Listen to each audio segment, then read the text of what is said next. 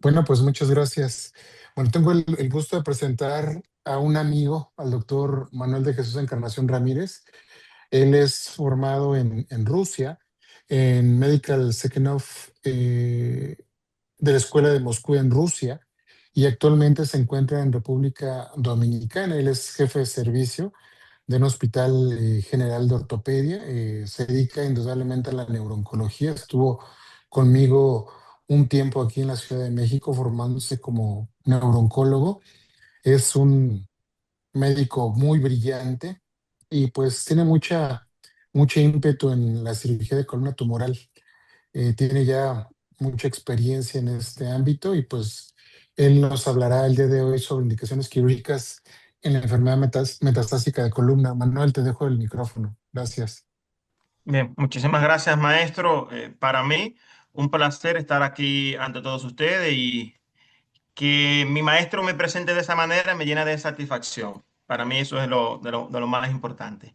Bien, comenzamos a hablar entonces de la enfermedad metastásica de la columna vertebral y por qué la importancia del problema. Debido a que la columna vertebral es un sitio crítico, un sitio que podríamos llamar un sitio diana para enfermedad metastásica avanzada. O sea que la columna vertebral se encuentra involucrada de un 30 a un 40% de todas las metástasis, de un 30 a un 40. Ahora bien, dentro de ese por ciento, la compresión medular metastásica ocurre de un 5 a un 10%, de un 5 a un 10% de todos los pacientes con cánceres. Ahora bien, luego tenemos que saber cuándo hay una emergencia oncológica neuroquirúrgica y cuándo no lo es. Bien, de todos los tumores primarios, los más frecuentes van en este orden, que son mama, pulmón, próstata. Estos tumores representan, estos tres primeros representan un 80% de todas las metástasis, de todas las metástasis óseas. Y por extensión, es una gran carga espinal. Ahora bien, en unos cohortes de reportes basados en un periodo de unos 5 años, la mortalidad es la siguiente: 52% próstata, 41% mama, cabeza y cuello 36% y pulmón 33%. Aquí pueden ver cómo eso es en inglés, es la enfermedad metastásica compresiva. En cuanto a la fisiología, súper importante es recordar que cómo se diseminan las metástasis. Se diseminan de varias formas. Una, la que todos siempre sabemos, que es a través del plexo venoso de Watson. ¿Por qué? Esto es una red venosa avalvular, porque no tiene válvula, y es de baja presión. Esto lo que provoca es que facilita un flujo retrógrado de sangre y hace que se cree una siembra en la pelvis, el abdomen, la mama, tórax, todo hacia la columna, todo baja hacia la columna. Ese es uno. Lo otro es el tropismo óseo y el microambiente. Las células tumorales en la médula ósea lo que hacen es que liberan mediadores y estos a su vez activan una cadena osteoclástica u osteoblástica y ese ciclo vicioso se repite y se repite. Y también tenemos una traducción clínica directa, una implantación directa. Por ejemplo, aquí tenemos varios casos. En el primer caso vemos una resonancia magnética en el cual vemos una lesión expansiva que compromete el cuerpo vertebral, hace una extensión hacia el espacio epidural posterior y una compresión del saco dural. Hay una desaparición total del espacio del líquido cefalorraquídeo perimedular. Ojo con esa desaparición del espacio del líquido cefalorraquídeo, que vamos a tomar una clasificación. Vamos a tomar varias clasificaciones al momento de tomar en cuenta si va o no va la cirugía o qué cirugía que vamos a utilizar. En la figura de abajo podemos ver entonces una tomografía. En esta tomografía, sobre todo la parte azul, la parte sombreada de azul, hay un compromiso del cuerpo vertebral, hay un patrón que es lítico, destructivo, y hay una afectación que es predominantemente anterior, sin una clara invasión hacia los pedículos bilaterales. Ahora bien, en la resonancia magnética la B que vemos aquí al lado, ya entonces hay una expansión tumoral que va hacia los pedículos y hay una invasión más lateral. En la tomografía ustedes pueden ver que hay una invasión hacia el pedículo y las articulares. Ya entonces ahí podremos hablar de comienzo de una inestabilidad. Ya podríamos hablar de un Wilkie y un SINS, que vamos a desglosar cada una de esas clasificaciones. Entonces, en el panel C, acá podemos entonces apreciar ya una compresión que es circunferencial, una circunferencial que es referente al canal espinal, una reducción del espacio subaracnoideo y un contacto directo con la médula. Igualmente, aquí en la tomografía, la destrucción de los pedículos es bilateral. Ya estamos hablando aquí de una inestabilidad franca. Hay un compromiso de todo el arco posterior y una pérdida de toda la integridad biomecánica. En el panel D, ya de igual forma podemos ver el colapso vertebral, un colapso vertebral, un aplastamiento medular, la interrupción del espacio del líquido cefalorraquídeo. Nuevamente, más adelante vamos a mencionar la clasificación de Wilkie, por qué es importante y por qué lo utilizaríamos. Entonces, teniendo eso en presente, este tipo de casos, ya podríamos hablar del SINS. ¿Qué SINS tendría este paciente, atendiendo a todas las características imanológicas que hemos visto? Elevado, probablemente mayor de 13. La compresión epidural es significativa, entonces estaríamos hablando de un Bilski. ¿Cuánto? ¿Cero? No. ¿Uno? No. ¿Un Bilski 2 o un Bilski 3? Que ya no, esto ya nos estaría empujando a un tratamiento quirúrgico. Otro caso, en esta tomografía, por ejemplo, hay una alteración estructural de múltiples cuerpos vertebrales. El El patrón cardiólogo, es, a ver si lo, el patrón es osteolítico y hay áreas de refracción ósea. También hay una disminución del tamaño del cuerpo y sobre todo hay una irregularidad de los muros posteriores. En este caso, nuevamente también, que obviamente no hacen falta más cortes. Esto es esquemático, no hace falta un corte axial para ya poder tener una buena decisión, el qué tipo, si un Bilski o el SINS, como es de este caso. Pero podríamos de manera, grosso modo, pensar el SINS que tendría este tipo, este paciente. ¿Y qué cirugía? Todo va a depender. Nuevamente, en este caso, por ejemplo, hay un compromiso en el cuerpo vertebral, hay una extensión posterior en el espacio epidural. Esta es la médula, la área de compresión, y esta es la masa que podemos observar aquí atrás. Hay una pérdida del espacio del líquido cefalorraquídeo peridural, del espacio subaracnoideo, perdón. Nuevamente, en el corte axial, aquí lo pueden ver, aquí está la masa que está comprimiendo. En otra resonancia magnética, en un corte sagital, hay una compresión anterior de la médula espinal, hay un borramiento, una disminución del espacio líquido cefalorraquídeo y entonces este aplanamiento, si utilizamos también los cortes axial, ya podemos pensar en qué tipo de Bilski tendrá el paciente. Este corte sagital no es suficiente, por eso siempre nos apoyamos para el Bilski y el SINS, corte axial, corte sagital. Ahora bien, ¿cuál es el objetivo del tratamiento quirúrgico? ¿En cuáles pacientes vamos a utilizar el tratamiento quirúrgico? Uno, preservar la función o recuperar la función neurológica si se puede. Una descompresión medular o una compresión o una descompresión radicular, evitar ese progreso de la compresión, de ese déficit motor y sensitivo y mantener la capacidad del paciente de ambular. Controlar el dolor mecánico por la inestabilidad, el dolor radicular por una compresión foraminar y el dolor de las fracturas patológicas. Otro es el restaurar la estabilidad biomecánica. Tenemos que tratar de prevenir el colapso progresivo por las deformidades óseas y restablecer en la medida de lo posible el eje sagital cuando sea necesario y posible.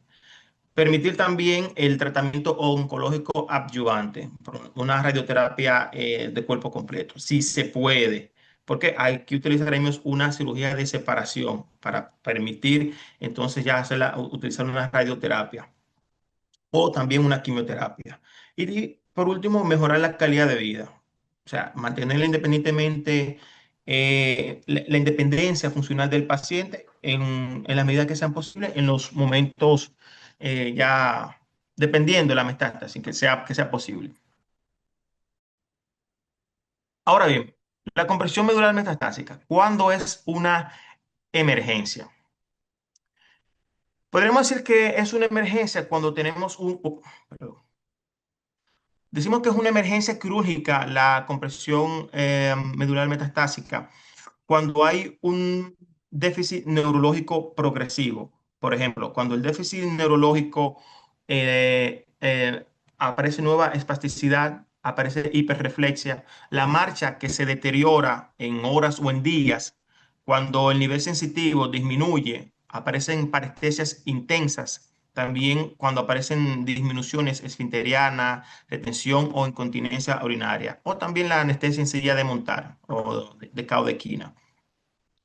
Aquí entonces nosotros ya pensamos también cuando el tumor es radioresistente, el grado del Bielski del paciente, el grado 2 o grado 3, dependiendo. Ahí tomamos en consideración el Bielski del paciente. Bielski, bueno, un Bielski 2, hay un grado de una compresión del cordón, pero aún se puede ver el líquido cefalorraquídeo. Por eso mencionábamos anteriormente que tendríamos que ver no solamente la visión sagital, sino también una visión axial, todos los cortes que sean posibles, los tres ejes de los cortes, para saber si es una compresión completa, que se vea el líquido raquídeo, o es de un solo lado. Ahí ya diríamos, un Bielski 2, hay una compresión del cordón, pero se ve líquido cefalorraquídeo. Un Bielski 3, hay una compresión y una obliteración completa del líquido cefalorraquídeo. O sea, no se ve ese halo de líquido cefalorraquídeo. Bien. Los tumores radioresistentes, por ejemplo, el carcinoma renal, los melanomas, sarcomas y algunos tumores de tiroides. Bien, entonces, por ejemplo, en este caso, aquí vemos una lesión expansiva en el cuerpo vertebral, a nivel torácico, hay un colapso parcial del cuerpo vertebral y se identifican áreas, todavía se puede identificar área epidural posterior, aunque existe ahí un compromiso epidural. En la siguiente imagen, por ejemplo, bien, el líquido cefalorraquídeo perimedular está obliterado. Ya entonces ahí estaremos hablando de un Bielski 3. En la siguiente imagen, nuevamente, hay una infiltración del cuerpo vertebral torácico. Hay un compromiso hay un área trabecular que pueden observar acá y el colapso vertebral es parcial. Bien. En cuanto a la evidencia clave que nos va a decir, ¿qué hago? ¿El paciente con cirugía es suficiente o el paciente con radio es suficiente? Esto es un estudio que marcó un paradigma de Patchell y colaboradores en el 2005, en el New England Journal of Medicine. ¿Qué dice? Bueno, el estudio fue un prospectivo aleatorizado, fue publicado en el 2005 y lo que el estudio dijo fue lo siguiente: cirugía más radioterapia sola, mejor. Punto. Pero bueno, ¿qué incluyó? El estudio incluyó, bueno, como le decía, fue prospectivo, fue aleatorizado y fue multicéntrico. Incluyeron pacientes que tenían compresiones medulares metastásicas confirmadas por imagen de un solo nivel, solamente un solo nivel, y a todos los pacientes después de la cirugía se le administró radiación, fue administrada 30 Gray, aproximadamente 10 fracciones en cada grupo. Y al final lo que arrojó fue que los pacientes que se le hizo cirugía más radioterapia, 84% de esos pacientes recuperaron la capacidad de deambular, caminaban. Los pacientes que solamente se le hizo radioterapia, solamente deambularon un 50% aproximadamente. Ahora, los pacientes que no caminaban antes del tratamiento, el 60% después de cirugía más radioterapia caminaban. y solamente el 20% aproximadamente de los que solamente se le hizo radioterapia solamente caminaban. Esto quiere dejar dicho que, indiscutiblemente, evidencia científica 1A, cirugía más radioterapia es muchísimo mejor que solamente uno de los dos, que solamente si le damos cirugía o solamente si le damos radioterapia. La supervivencia por igual fue mucho más alta en el grupo que se le dio cirugía y que se le dio radioterapia.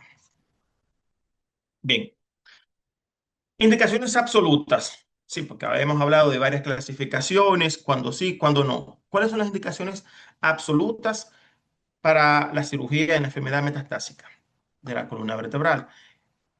Hay situaciones que son imperativas, en el cual decimos sí, hay que operar sí o sí. Por ejemplo,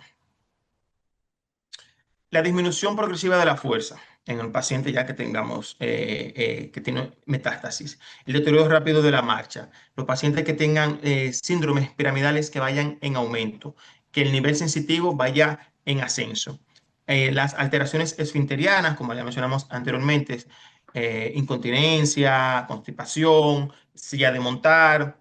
También cuando hay los fundamentos fisiológicos, fisiopatológicos son por una isquemia, un edema intermedular, difusión axonal. Entonces, aquí ya hablamos de que estas son indicaciones absolutas. Bien, las indicaciones relativas. Bien, las indicaciones relativas no significa que no tengamos que tomar en cuenta ni tengamos que ser rápidos en cuanto a la cirugía con este tipo de pacientes. A diferencia de estas, las indicaciones relativas requieren un análisis ya más individualizado. Utilizaríamos una clasificación NOMS, que es Neurologic, Oncologic, Mechanic and Systemic. El neurológico, oncológico, el mecánico y el sistémico. O sea, aquí tenemos que analizar el paciente neurológicamente cómo está, qué tipo de tumor es el oncológico, radioresistente o no, por ejemplo, cuánta metástasis hay, el mecánico, ¿hay inestabilidad? ¿No hay inestabilidad? El sistémico, el Karnov del paciente. Un paciente con un Karnov de 20 no lo entraríamos a quirófano. Bien, entonces, dentro de estas indicaciones relativas, tenemos que a pesar de el dolor radicular, que sea intratable, con la compresión foraminal tumoral, el colapso vertebral, la inestabilidad que sea segmentaria, la irritación mecánica, por ejemplo. La característica del dolor varía. El dolor es muy subjetivo. Un dolor lacinante, irradiado, refractario a opioides o corticosteroides. Entonces, aquí el fundamento quirúrgico, ¿cuál sería? Eliminar el generador del dolor mecánico y al mismo tiempo permitir, en caso de hacer una cirugía de separación, para poder utilizar la radioterapia en caso de que el tumor sea radiosensible. Restaurar la movilidad en caso que sea posible por igual. Cuando mencionábamos el Bilski, por ejemplo, un Bilski en el cual que una relativa sería un Bilski de 0 a 1. Bilski ya 2, 3, absoluta. Bien.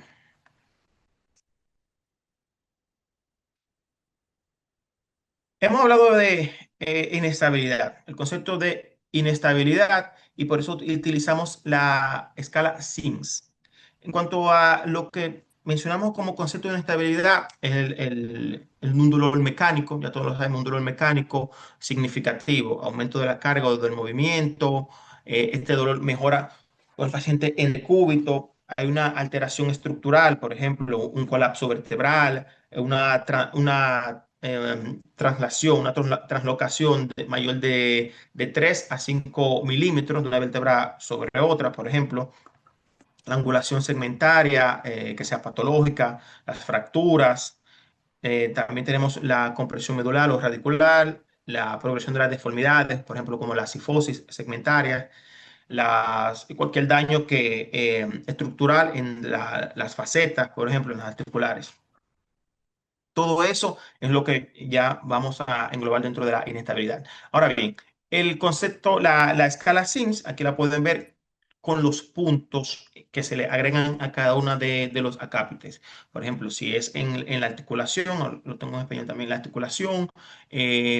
la articulación que se encuentran englobadas, el dolor, la lesión ósea, las lesiones vertebrales en el cuerpo, si hay un colapso o no, por ejemplo.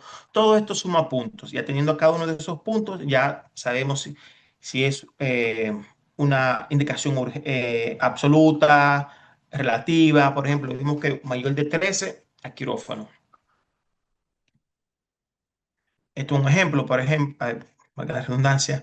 Aquí ya podemos ver una lesión lítica en el cuerpo vertebral. Aunque nos hacen falta más cortes, ya podemos ver que es podríamos, si calculamos el SINS del paciente, y ya nos pasa de 3, a pesar de que el muro posterior está conservado, si viésemos un corte axial y vemos que los forámenes están englobado, ya entonces, si el SINS es alto, ya lo pensaremos llevarlo a quirófano. Bien. Nuevamente, el SINS score aquí, la localización, el dolor, el tipo de la lesión, la alineación, el colapso y la inestabilidad franca que mencionamos que es mayor de 13. Le podríamos dar, recuerden, 3 puntos si la unión es móvil, 2 puntos si un segmento móvil de C3, C6, L2, L4, 0 puntos si es un segmento rígido, por ejemplo, S2, S5. El dolor, nuevamente, el dolor es muy subjetivo. 3 puntos, que es un dolor mecánico, que empeora con los movimientos, solamente mejora el decúbito. 1 punto si es un dolor ocasional que no es mecánico. 0 puntos que el paciente no tiene dolor. El tipo de lesión, si la lesión, 2 puntos si las lesiones son líticas, destructivas. 1 punto si es una lesión mixta, blástica, por ejemplo, o 0 puntos si es solamente blástica. De igual a la alineación, 4 puntos si una subluxación o traslocación, 2 puntos si hay deformidad, si hay una cifosis, escoliosis de nuevo, perdón, 0 puntos si no hay alineación. Bien, entonces ya esto es para analizar. De 0 a 6 puntos, por ejemplo, la columna es estable. De 7 a 12 es potencialmente inestable y mayor de 13 ya sabemos que es inestable y ya tiene un criterio quirúrgico.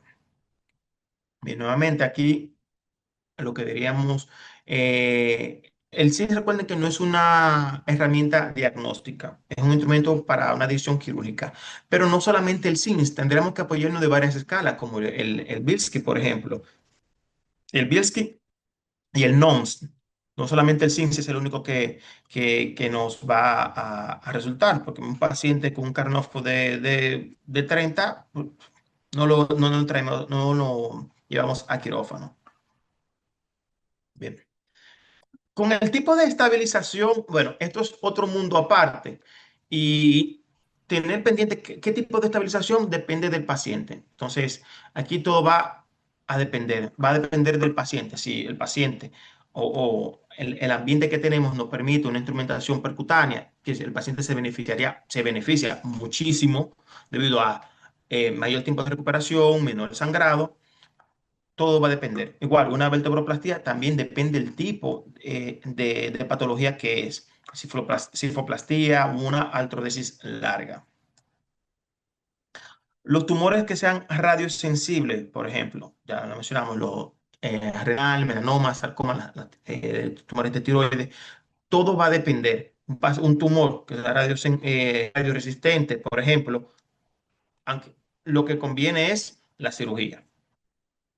Igual, el tumor radiosensible no solamente conviene no solamente es radio y ya, no, es cirugía más radio, es lo que ya está demostrado que funciona, que le da mejor resultado a los pacientes. Ahora bien, pero ¿qué tipo de cirugía? Todo depende. O es una cirugía en bloque o una cirugía en debulking. Cuando decimos una cirugía en bloque, bueno, se saca todo de se elimina, perdón, se hace una exéresis en una sola pieza, en un solo bloque intralesional. Esta cirugía, siempre que sea posible, da muy buenos resultados. Se sacan una sola pieza con los márgenes oncológicos, idealmente amplio, muy bueno. No se violan los planos, otros planos tumorales. El principio, una osteotomía vertebral que es planificada, un buen control vascular previo, una liberación circunferencial. Todo depende, porque hay pacientes y hay pacientes. Hay casos que se puede realizar un cordoma, un condrosarcoma en bloque. Bien. ¿Cuáles son las ventajas? Un mayor control local, una menor tasa de recurrencia y potencialmente un mayor beneficio curativo o potencial intención curativa. La desventaja, mayor movilidad, el sangrado es mayor, el riesgo neurológico elevado, la cirugía es técnicamente más demandante. Aquí el maestro Heli me va a decir, no, claro que no. Si se le canta, se canta, él se saca el tumor en bloque, pero todo depende siempre. Por ejemplo, es una cirugía muy compleja, como el maestro Helvi ya tiene vasta experiencia en esos tumores en bloque. ¿Cuándo le haríamos el debulking? El debulking, bueno, se resecciona la masa, el tumor, por plano, se va comiendo al paso, se va resecando, hace una resección subtotal, se viola el plano tumoral, se hace una descompresión. Todos estamos ya emparentados con el debulking. Se hace una reducción tumoral. Muchas veces el debulking no se elimina toda la masa completa, sino se deja un lecho para ya utilizar la radiación. Se hace una estabilización instrumentada. ¿Cuáles son las ventajas? Bueno, un menor tiempo quirúrgico que un debulking, hay menos agresividad, se mejora más rápido el dolor. La desventaja es que la mayor tasa de recurrencia, eso sí, no hay una intención curativa, sino que, ¿verdad? No siempre es posible. Es menos demandante que la cirugía en bloque.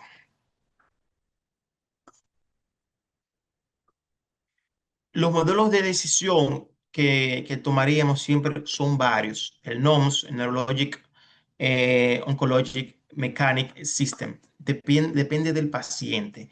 El estado neurológico del paciente, el estado oncológico del paciente, el estado mecánico del paciente y el estado sistémico. Aunque, por ejemplo, con el neurológico, ¿qué evaluamos? Evaluamos la compresión epidural, el Bilski, evaluamos el déficit motor progresivo, síndrome medular o de Caudequina. En el oncológico vemos el tipo de tumor, que la metástasis es de dónde viene, de un linfoma, de un mieloma, de un tumor de mama, que es radioexistente, que es renal, melanoma, que es sarcoma. Hay disponibilidad de una radioterapia, ¿verdad? En el mecánico, ahí entra el SINS. Entonces, para ver los parámetros, que el dolor es mecánico, que hay un colapso vertebral, que hay alineación, que hay compromiso posterior. Recuerden, un SINS de mayor de 13, estabilización quirúrgica. El sistémico, el carnóscopo del paciente. ¿Cuál es la expectativa de vida del paciente?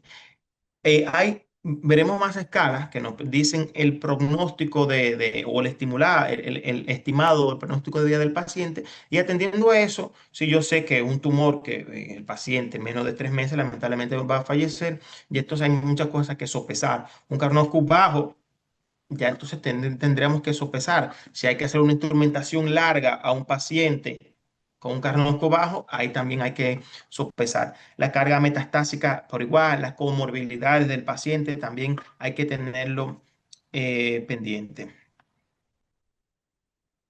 Es el algoritmo NOMS, aquí lo pueden ver.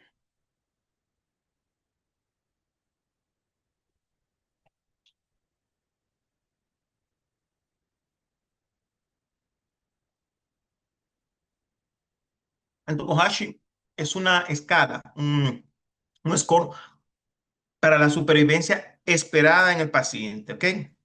Una guía de la extensión quirúrgica, atendiendo a lo que, cómo está ese paciente, qué tanto vamos a resecar y qué periodo nosotros creemos que el paciente va a vivir después de. Entonces son cosas que hay que tomar en cuenta. Esto es una escala prognóstica. Que el tomita, Por ejemplo, nos va a decir de igual forma el pronóstico y aquí vemos los puntos, por ejemplo, qué tipo de tumor es, cómo es el crecimiento del tumor, si es lento, moderado, rápido, si hay metástasis viscerales, por ejemplo, o si hay metástasis ósea, de igual forma, si las metástasis óseas son solitarias o si son múltiples. Bien. Este es el puntaje. Tres factores: crecimiento del tumor primario, visceral, el número de metástasis ósea. Aquí los puntos ya que vamos a tener. De 6 a 10, entonces decimos que no vale la pena si el paciente tiene varias metástasis ósea, estado neurológico, el estado general no es el idóneo, metástasis viscerales, ya lo pueden ver. De 4 a 5, una cirugía que es menos agresiva. Bien. Ahora bien, la supervivencia estimada, de igual forma, el Karnofsky menor de 70, que el tumor esté controlado, las metástasis viscerales, que sean múltiples, ya ahí entonces hay que sopesar la supervivencia estimada del paciente. ¿Cuáles son esos factores? Menos de 3 meses, ¿qué va? Una cirugía larga, una instrumentación desde C2 hasta el sacro, o un paciente que va a durar, que tiene una sobrevida de 3 a 12 meses, una cirugía mínimamente invasiva, o un paciente que dura más de un año en la supervivencia, ¿qué hacemos? Una cirugía reconstructiva, o sea, la exéresis, la radioterapia, la cirugía reconstructiva.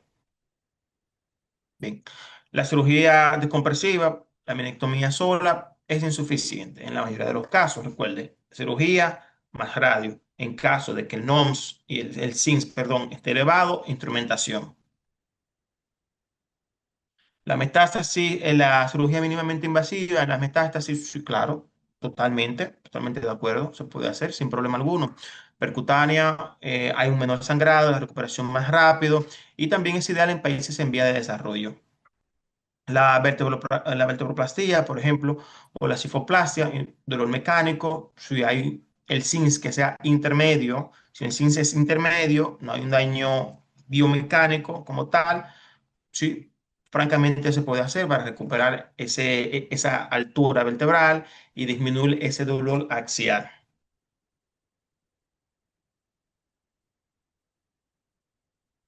Bien, por ejemplo, aquí una vertebroplastía más instrumentación.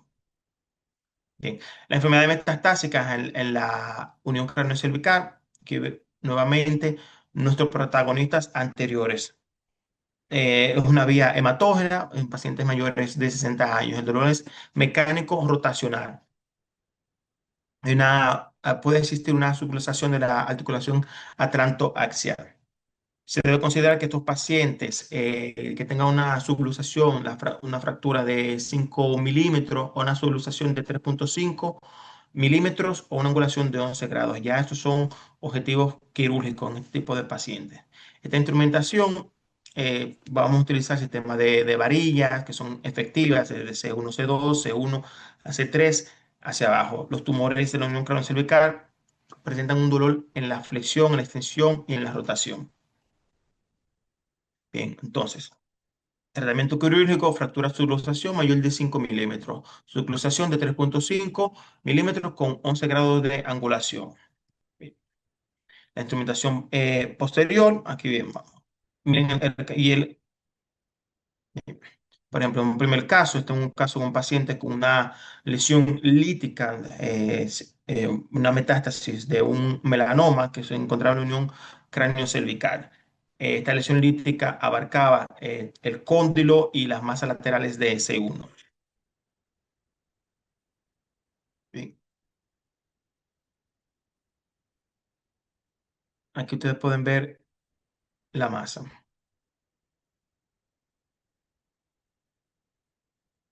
De igual forma, esta masa abarcaba toda la arteria vertebral,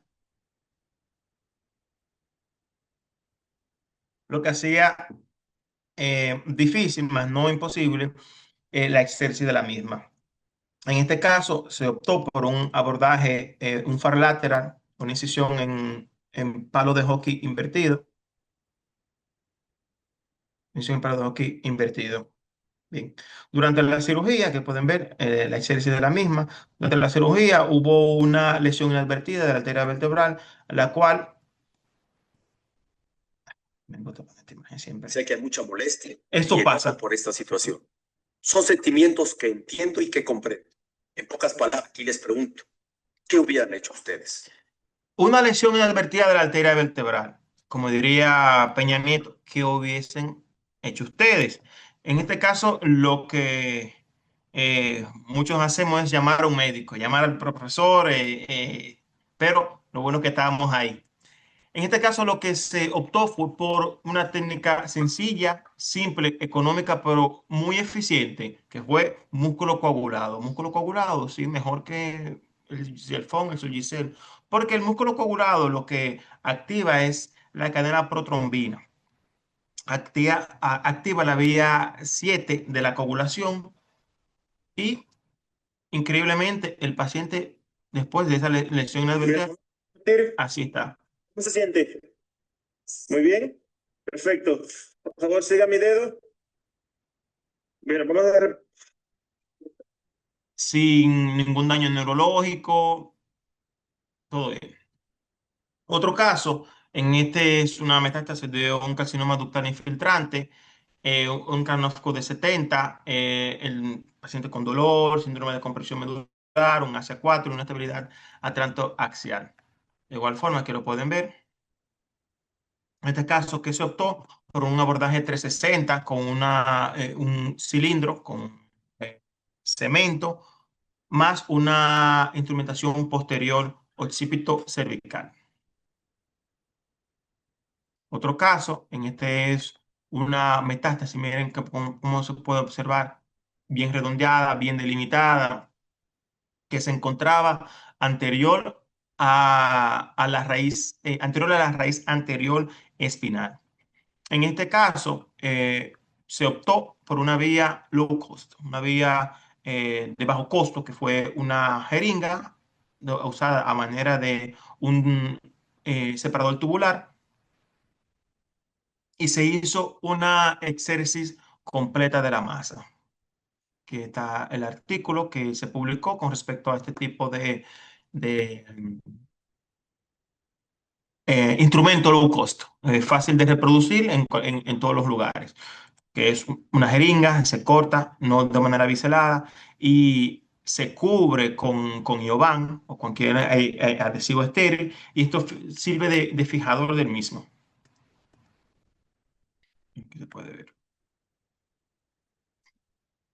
Las complicaciones, bien, como todo, infección, fallo de los implantes por la mala densidad ósea, el sangrado puede ser masivo en caso de que se opte por un debulking, o en muchos casos las lesiones metastásicas cuando rodean el vaso lo hacen friable, las paredes se vuelven más débiles y fácilmente podríamos tener una lesión inadvertida de cualquier arteria, como el caso que vimos anteriormente.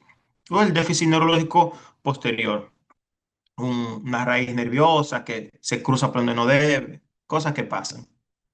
La mortalidad perioperatoria, bueno, la cirugía de la metástasis es en la mortalidad a 30 días de un 2 a un 10%, a 90 días de un 5 a un 20%.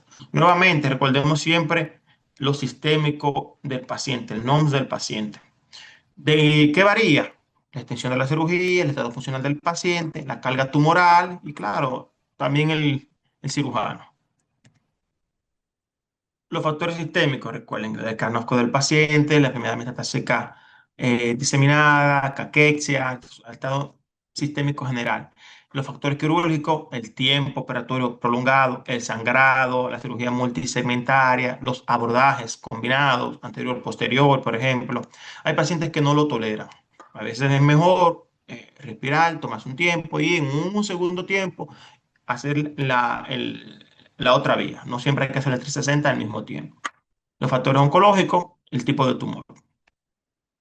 Las terapias sistémicas modernas que hay, la inmunoterapia, hay mecanismos inhibidores checkpoint, PD-L1, PD-L1, reactivan los linfocitos T antitumorales, Entonces, los tumores que mejor se benefician de estas inmunoterapias son melanoma, cáncer renal, el pulmón no microcítico.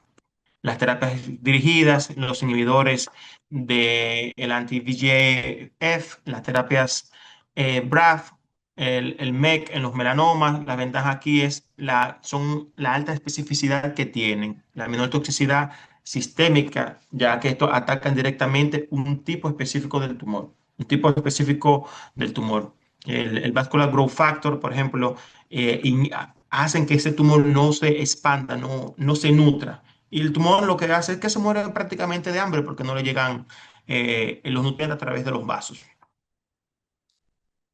Los bisfosfanatos inhiben la actividad osteoclástica, por ejemplo, el ácido zoledrónico, el palmidronato, el denosumab. Bien. Ahora bien, en el futuro, ¿qué hay? Hay varias opciones. La cirugía robótica, están las artrodesis, a él le gusta la navegación, que la descompresión. Y otros llaman a un médico, yo no sé, yo sencillamente no sé, llamen a otra persona, no sé. Hay muchas formas, todos los caminos llegan a Roma, pero si lo sabemos hacer, todo va a llegar correctamente. Vamos a ver, por ejemplo, la inteligencia artificial, que es el boom, es la palabra nueva de moda, es la inteligencia artificial, la predicción de la supervivencia, la planificación quirúrgica. Ya hay gente yo he visto gente que le quieren a ChatGPT todo, hay de todo en la viña del Señor. La navegación robótica. Sí, pero todavía. La navegación robótica todavía no. La navegación robótica solamente nos permite llegar, hacer instrumentación transpedicular, de momento. Una instrumentación transpedicular, más nada. Oh, faltó algo más. Bien, también tenemos la navegación, otro tipo de navegación, por ejemplo, en este caso con los HoloLens de Microsoft, una navegación más inmersiva. Aquí lo que se usa es una realidad mixta. Ahí, la navegación convencional, tenemos que estar viendo pantalla, paciente, pantalla, paciente. Nos quita la mirada, nos distrae un poco. Entonces, el tipo de navegación es más específica, ya que estamos 100% viendo al paciente y lo que tenemos es una realidad superpuesta del mismo. Por ejemplo, acá, bueno, aunque este es un cráneo, el metro Helvet tiene algunos casos en los cuales ya se ha usado estos tipos de navegación en columna. Bien, eso es todo. Muchísimas gracias. Recuerden, súper importante, que un día, cuando no estemos, vamos a hacer lo que hicimos y en la forma en que cambiamos la vida de otros. Muchas gracias. Manuel, muchas gracias. Pues abrimos los micrófonos por si alguien tiene alguna pregunta. Doctor Antonio. ¿Qué tal, Doc? Buenas noches. Pues sí, sin duda es un tema pues apasionante, ¿no? Muy, muy bueno. Como dijo ahorita bien el doctor, ¿no? Cuando Pachel hace este artículo, pues nos cambia realmente el paradigma, porque previo a esto ya la cirugía no tenía cabida. Que si bien la cirugía, pues algo que no nos gusta decir a los cirujanos, seguramente no será no será realmente la terapia, ¿no? Como tal definitiva, pero tiene una cabida en la actualidad, sí. Posteriormente, el Catherine Sloan Cancer Center es cuando hace el NOMS, ¿no? En el 2013, que todavía reafirma las bases y lo último que deje es lo sistémico. Yo aquí más que comentario les quería hacer una pregunta. Sabemos que el NOMS lo utilizamos y para los que estamos acá en este aprendizaje, debemos utilizar el NOMS porque es un parteaguas, como bien lo decía el doctor Jesús, Manuel Jesús, que nos abre ahora sí que para dirigir el tratamiento a estos pacientes. En países ya más desarrollados están utilizando el seno en el 2004, cambian lo sistémico ahora al inicio y aparece este nuevo nomenclatura llamada Seno en el 2024, en el cual, como decía Manuel de Jesús, empieza a aparecer ya la terapia Target, la terapia Blanco, el SBRT, empieza a aparecer todo este tipo de situaciones que en ocasiones no tenemos tanto en acceso a él. La pregunta para ustedes, si me pudieran apoyar con esto, es, ¿todavía en este momento, 2026, tiene la cabida NOMS o realmente tendríamos que ir ya empezando a adoptar también nosotros este tipo de terapia que propone Seno, pues en el 2024? Gracias, Docs. Gracias. Bueno, Manuel, no sé si quieras comentar algo.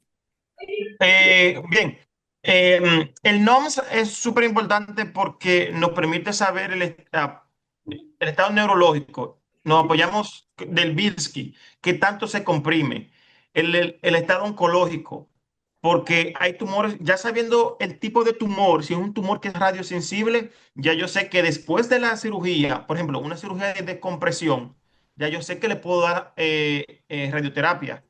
El estado el mecánico, porque si el paciente está inestable, yo sé que tengo que instrumentarlo y tengo que estabilizarlo.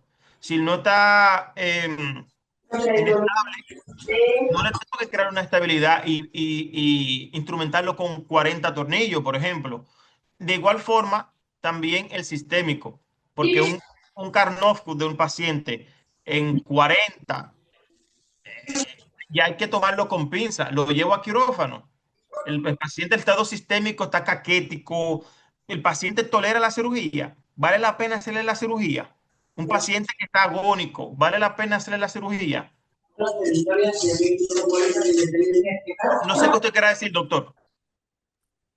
Gracias. Bueno, como bien sabemos, el entendimiento de la enfermedad metastásica pues ha tenido un cambio en los últimos 20 años, ¿no?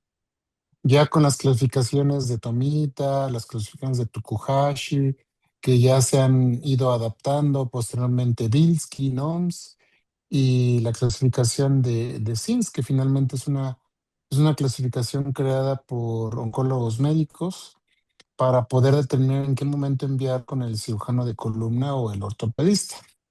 Si bien el alcance o el parteaguas en el tratamiento del cáncer desde el 2014, que fue premio Nobel por las terapias de blanco, inmunoterapia, pues ha marcado realmente un parteaguas en el pronóstico de supervivencia global en los pacientes con enfermedad metastásica, a tal grado que ya tenemos el concepto de pues, cáncer crónico.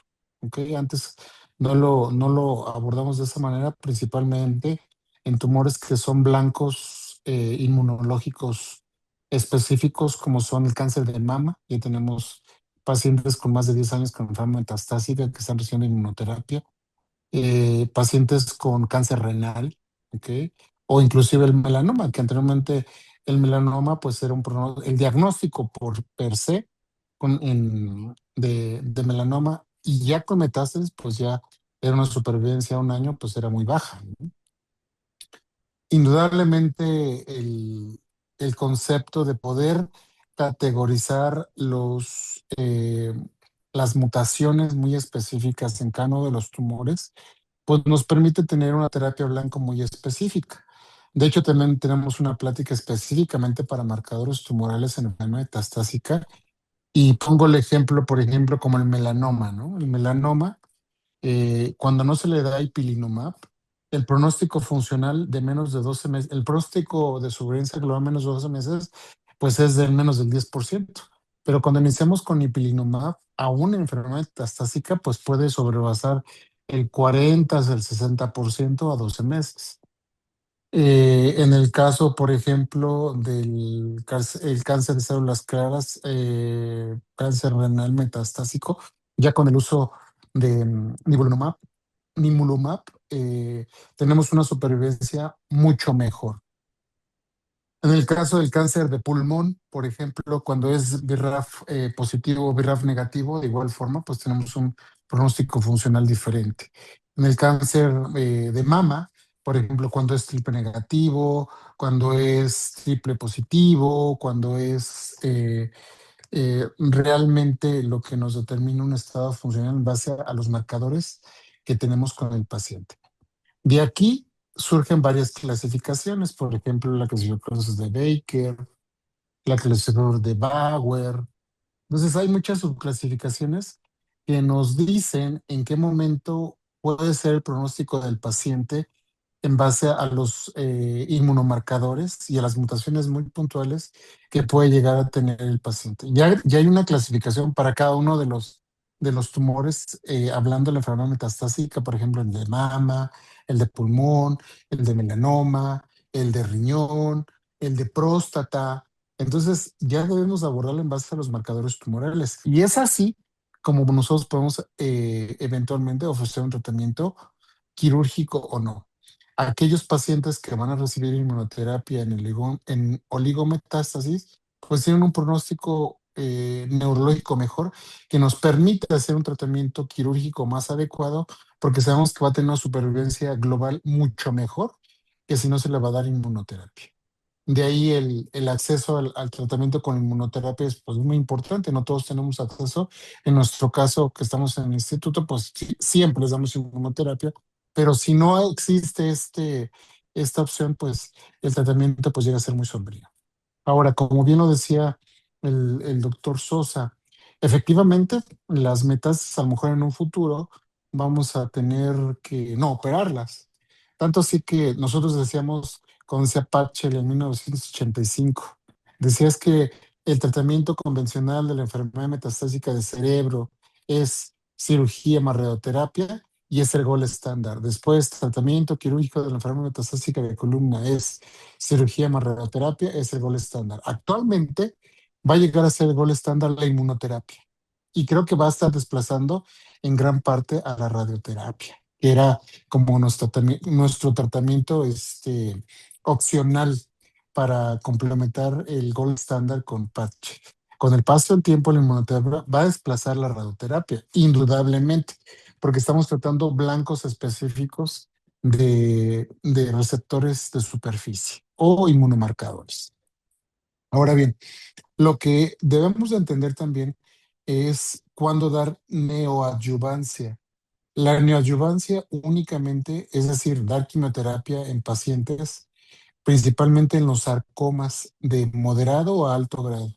¿Y qué es lo que damos de neoadyuvancia? Es decir, para poder disminuir el volumen tumoral, para poder llevarlo a una cirugía. De las agentes de quimioterapia que actualmente seguimos utilizando es la vincristina, la adriamicina, cisplatino, el etopósido, que lo damos como neoadyuvancia para poder disminuir un volumen tumoral y que este paciente sea resecable. Creo que ya actualmente las clasificaciones para poder tratar las metástasis deben ser muy personalizadas y deben ser basadas en marcadores de superficie o en mutaciones muy puntuales. Gracias. No sé si respondo tu pregunta, doctor Sosa. Sí, doctor, de hecho lo estaba escuchando, sí, claro, claro que sí. Muchas gracias, claro que sí. Doctor Ahí, Guzmán, ajá. perdón, a la hora, perdón.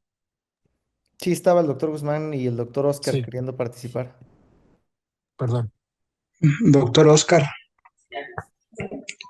Sí, buenas noches. Bueno, muchísimas gracias para los ponentes de esta plática, pero yo quería pedirles a ustedes que se me pueden contestar esta pregunta en cuanto a recomendación, porque nosotros recibimos en el hospital donde yo trabajo pacientes con enfermedad metastásica hacia la columna vertebral y cuando comprimen la médula espinal de una manera súbita y trae una inestabilidad muy marcada, a la hora de tenerlo enfrente, no sabemos si primero va un tumor que tenga radiosensible o que nosotros entremos primero. ¿Quién entra primero en estos casos donde el paciente cae en una situación de compresión epidural neurológica importante? ¿El radiólogo con su tratamiento de radioterapia o el cirujano de columna para estabilizar y descomprimir? Depende. Aquí también siempre, cuando hablamos de tumores, hay que hablar de la naturaleza del tumor. La única indicación de radioterapia de urgencia en compresión medular, tumores mieloproliferativos.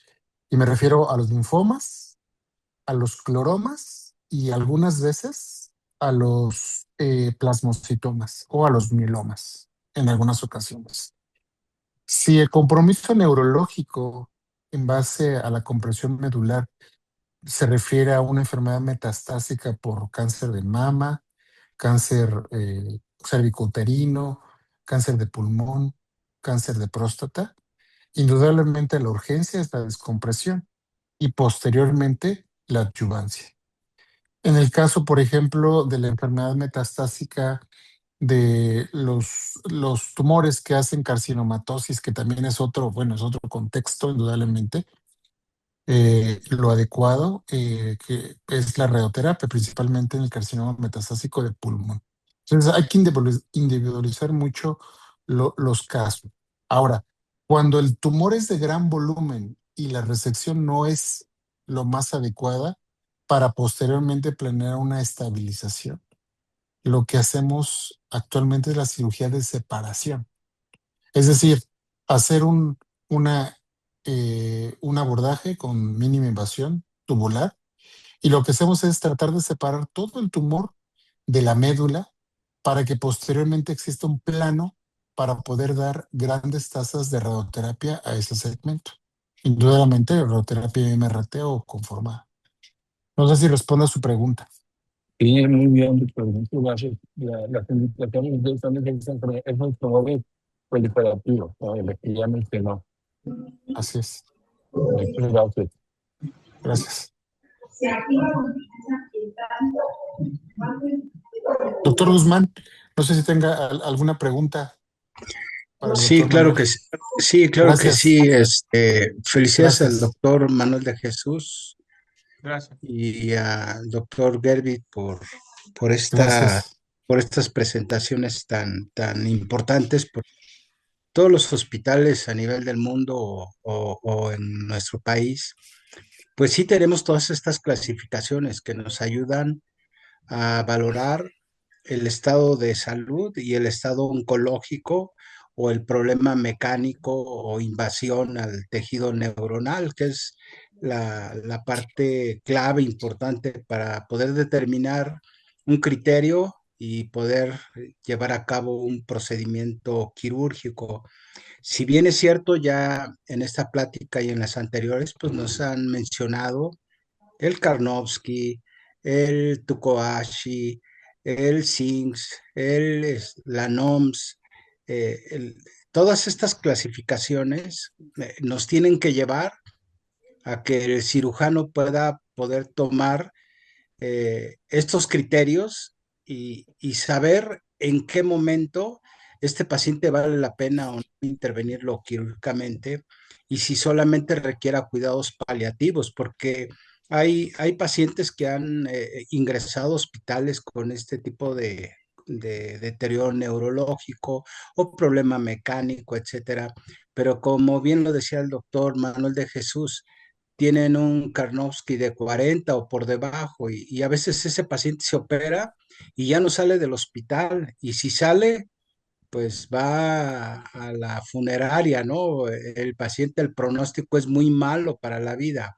Entonces, la pregunta que hacemos siempre es que si ustedes con esa experiencia o en los centros hospitalarios, ¿cuáles las mejores recomendaciones de acuerdo a los grupos que ustedes tienen o el número de casos para poder determinar si lo que nosotros estamos haciendo es lo más recomendable para el paciente? Y me refiero a serie de casos, me imagino que tienen casos de tipo retrospectivo, de corte, el seguimiento sobre todo, porque yo puedo hacer una buena resección, puedo hacer una buena estabilización, puedo descomprimir la médula bien, pero la cuestión es el pronóstico de vida de estos pacientes, porque una metástasis no nada más es a la columna vertebral, sino afecta todo el estado general del paciente y el médico a través de servicios multiinterdisciplinarios, pues cuál va a ser el seguimiento que le tenemos que dar a este tipo de pacientes. Entonces,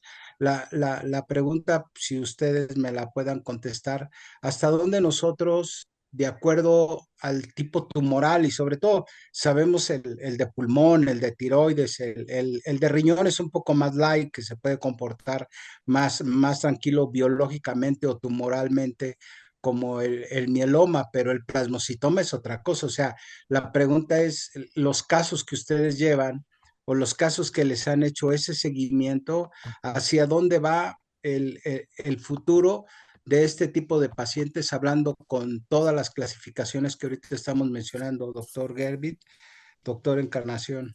Ujú. Gracias. Sí, bueno, am, el Karnofsky es sumamente importante porque nos dice el estado general del paciente. Y sin importar qué tan buena estabilización hagamos, qué tanto del tumor hagamos la exéresis. Si tenemos un Mark Karnofsky, estamos solamente empeorando el paciente, no estamos haciendo nada. Porque al final el paciente es un ente sistémico. Me explico.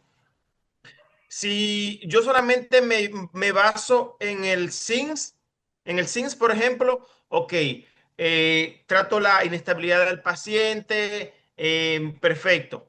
O el NOMS, trato la inestabilidad del paciente nada más, pero sin mirar lo sistémico, como usted lo ha dicho, el paciente no sale de una cama, el paciente no va a salir del hospital. Ahora bien, si el paciente, por ejemplo, yo sé qué tipo de tumor es, el paciente tiene un tumor renal, yo sé que tiene varias metástasis, ¿me vale la pena hacer una instrumentación larga o no? A veces hacemos la cirugía porque queremos que el paciente, en la medida de lo posible, se pueda sentar, no sienta ese dolor axial que no le permite pasar sus últimos meses de vida en una condición eh, una condición, ¿cómo se dice la palabra? Una condición de vida aceptable, humana.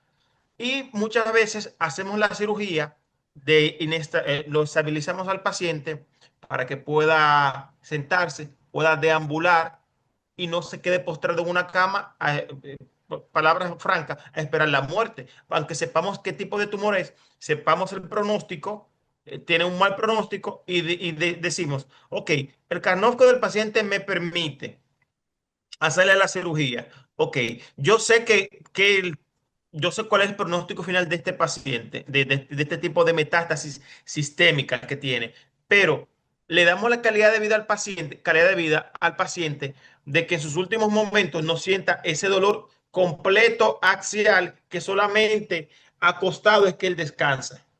Ahí creo que ahí respondo sus preguntas. No sé si el maestro Herbie tiene alguna respuesta más. Sí, muchas gracias. De hecho, tenemos ya algunos artículos publicados. De hecho, estoy ahorita buscándolos. Se los voy a compartir ahorita por el chat. Compartirlos. Denme un segundo, por favor, antes de que se me vaya la idea.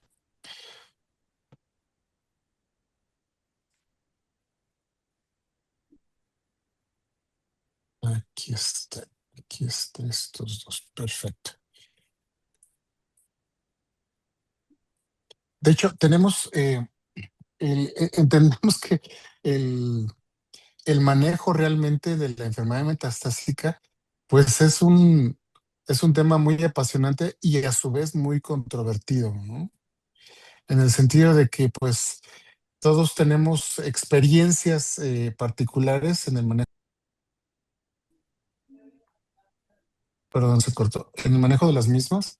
Sin embargo, nosotros lo que recomendamos para abordar la enfermedad metastásica, que ya en 8 días hablaremos de las mismas, lo dividimos en 5 pilares. Hay que dividir para poder entender y poder abordar cada uno de la patología.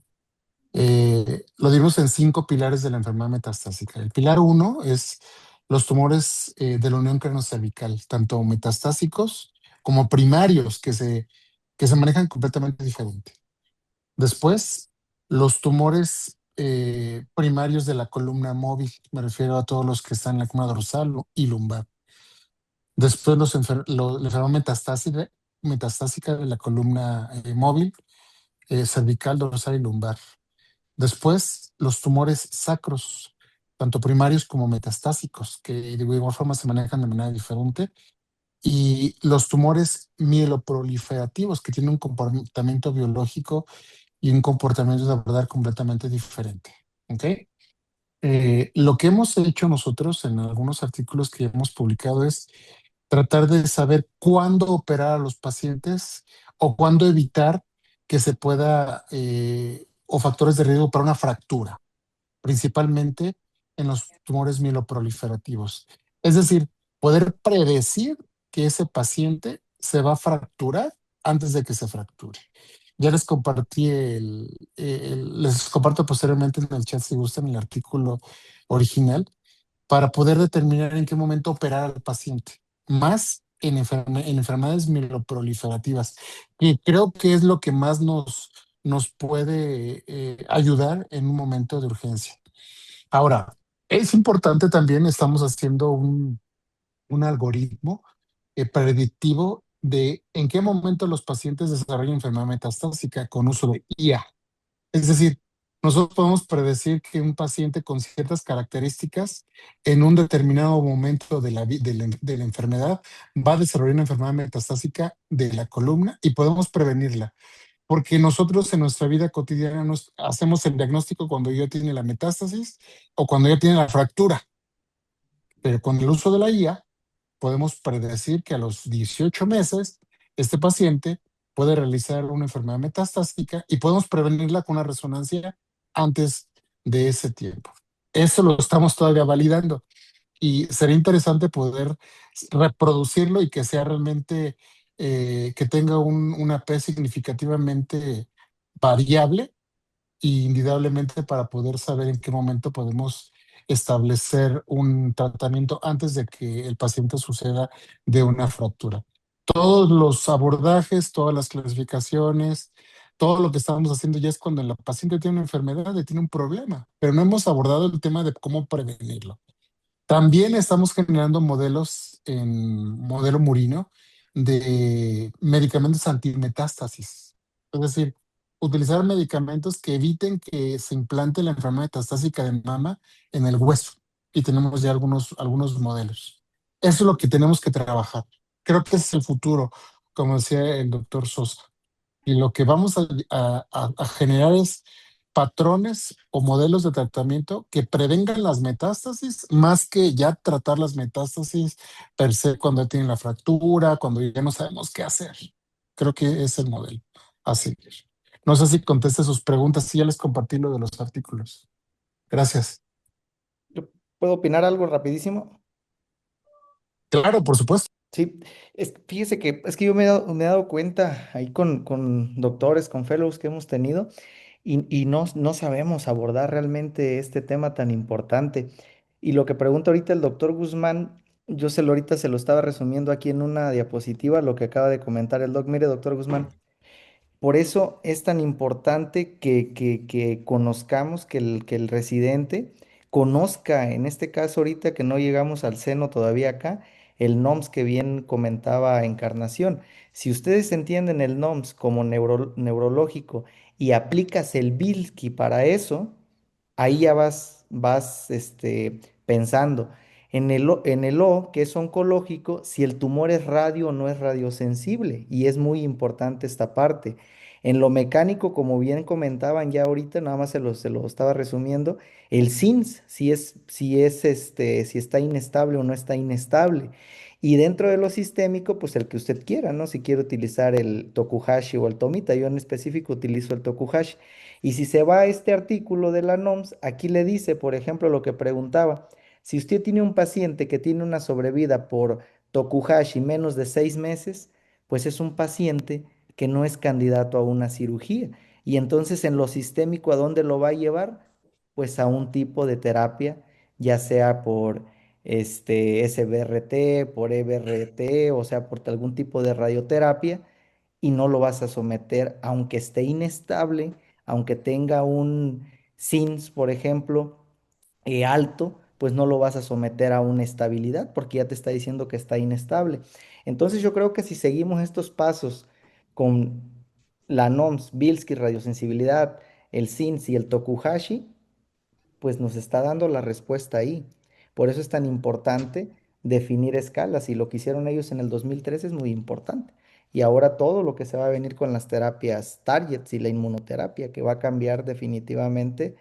El problema es que no vamos a tener para comer, maestro Herbit. ¿Qué vamos a hacer, maestro Encarnación? Sí, o sea, efectivamente quiero decirle que tristemente, por ejemplo, el NOMS ya va a cambiar, ya no va a ser útil, o el SINS también, porque lo que estamos generando con IA, pues vamos a prevenir la enfermedad metastásica. Y la otra es que la inmunoterapia va a cambiar mucho en el tratamiento de la enfermedad metastásica, obviamente sistémica, principalmente en la columna. Pero bueno, tenemos mucha tarea que hacer y ya les compartí algunos artículos que hemos publicado empujando esto en el entendimiento de la enfermedad metastásica, porque como bien lo dices, no todos tenemos el acceso para poder entenderla, para poder saber cuándo sí, cuándo no, porque muchas veces hacemos de más cuando no debemos hacer nada y no hacemos nada cuando debemos hacer algo. Entonces debemos unificar esos criterios para poder tener unos resultados óptimos en nuestro paciente, como bien nos dice Antonio. Muchas gracias. Pues No sé si terminamos. ya alguien quiere agregar algo. Como tarea, perdón, ya como tarea. Hay un síndrome que se llama locomo cáncer. El locomo cáncer es un nuevo síndrome. El locomo cáncer se refiere a tres etapas. La primera etapa es cuando el paciente tiene enfermedades como obesidad o tiene osteoporosis y que eso le va a generar un problema en la columna. La etapa 2 es todos los efectos que puede tener la misma quimioterapia sobre la columna, es decir, sobre todo el soporte, principalmente osteopenia y sarcopenia. Y la etapa 3 es cuando el mismo cáncer hace efectos directos sobre la columna, es decir, metástasis. Entonces tenemos ese locomotive cáncer que tenemos que tener siempre en mente. Muchas gracias. Gracias. Nos vemos en Gracias a 8 días. todos. Gracias. Saludos a todos. Muchas Bye. gracias, Manuel, doctor Guzmán, Gracias, Antonio. gracias. Gracias. Buenas noches. Gracias.